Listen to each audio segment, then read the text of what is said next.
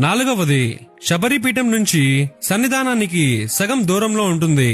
శరంకుత్తిలో బాణం వదిలేయడం వెనుక రహస్యం ఏమిటి? శరంకుత్తి అనే పేరులో శరం అంటే బాణం, కుత్తి అంటే గుచ్చడం లేదా కొట్టడం అనే అర్థం. అయ్యప్ప స్వామి తన అవతార ధర్మాన్ని పూర్తి చేసి ఇక సన్యాసిగా కొండపైకి వెళ్లాలని నిర్ణయించుకున్నప్పుడు పందలరాజు ఆయన కోసం ఒక ఆలయాన్ని నిర్మించాలనుకున్నారు.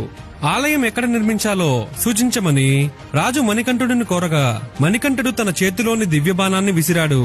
ఆ బాణం వచ్చి పడిన ప్రదేశమే ప్రస్తుత శరంకుత్తి. ఆ బాణం ఎక్కడైతే ఆగిందో ఆ ప్రదేశం నుంచి కొద్ది దూరంలోనే ఆలయాన్ని నిర్మించాలని మణికంఠుడు రాజుకు సూచించారు. అలా శరంకుత్తి స్థానం సన్నిధానం ఎక్కడ ఉండాలో నిర్దేశించిన ఒక ముఖ్యమైన ప్రదేశంగా నిలిచింది. మొదటిసారి శబరిమల యాత్ర చేసే భక్తులను కన్యస్వాములు అంటాము. వీరు తమ యాత్రని ఎరుమేలి నుండి పేటతుల్లాలనే నృత్యం మహిషిని వధించినందుకు గుర్తుగా చేసినప్పుడు ఒక చెక్క బాణాన్ని తీసుకుంటారు. ఈ బాణాన్ని తమ యాత్రలో మోసుకుంటూ వచ్చి స్వామి సన్నిధానానికి దగ్గరగా ఉన్న శరంకుత్తి ఆలయం లేదా అక్కడి చెట్ల మధ్య వదిలేస్తారు లేదా గుచ్చుతారు.